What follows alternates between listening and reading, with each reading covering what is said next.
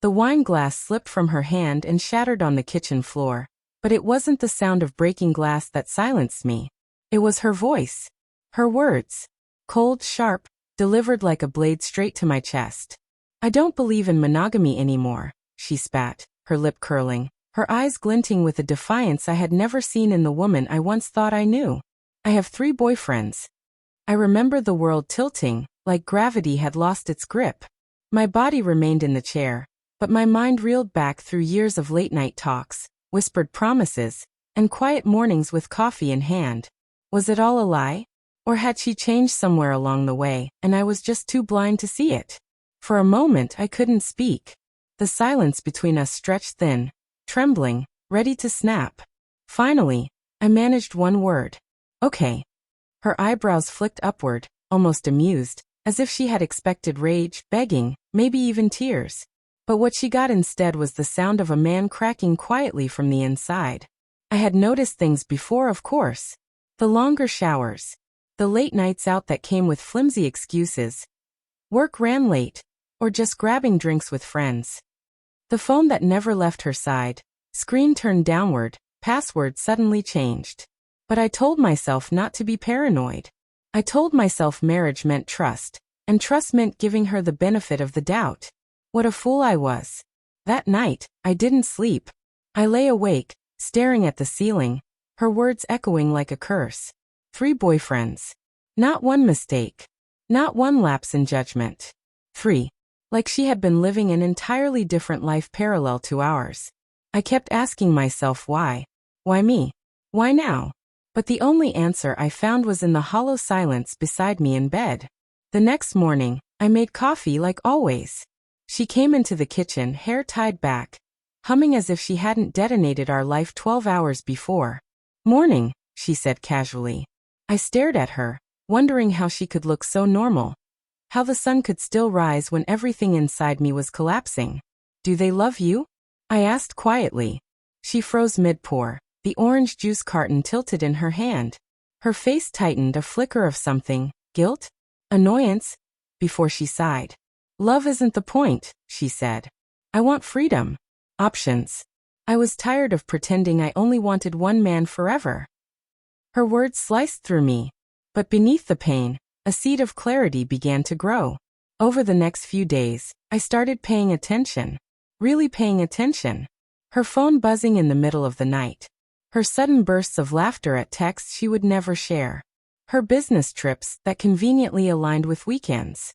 I didn't confront her again. Not yet. Instead, I let her believe I was numb, defeated, the quiet husband she could walk over. But inside, I was awake for the first time in years. One evening, while she was meeting friends, I went to my cabin in the woods, the one I had bought before we married, the one she never cared about. I sat in the dim glow of the fire, the smell of pine thick in the air, and I thought. I thought about the man I used to be before her. Independent. Steady. Capable of walking away from anything that threatened his peace. Somewhere along the way, I had forgotten that. I had given her too much power over me. I decided I wouldn't beg her to stay.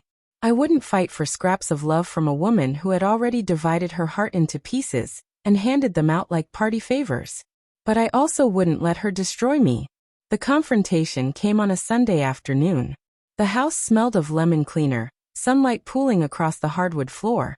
She sat on the couch scrolling through her phone when I dropped a folder onto the coffee table. She looked up annoyed. "What's this?"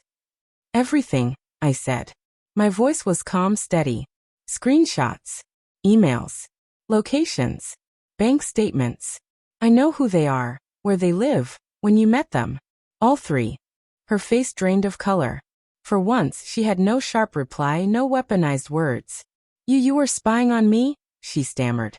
"I was paying attention," I said. "Something you should have done before you thought you could play games with me." I expected tears. I expected rage.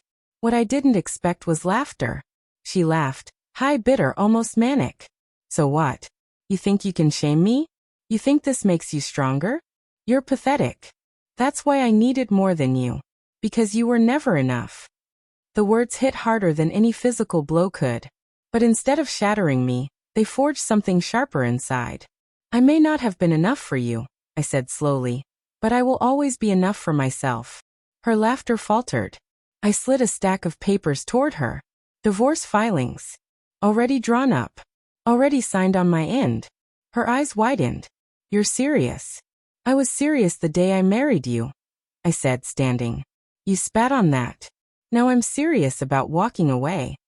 The silence in that room was deafening. She searched my face, maybe looking for hesitation, maybe hoping for the man who once forgave her late nights and flimsy excuses. But that man was gone. Wait, she whispered finally. Don't you want to talk about this? Work it out. For a second, my heart betrayed me. It ached, remembering the woman she had been before all of this. The woman I had loved.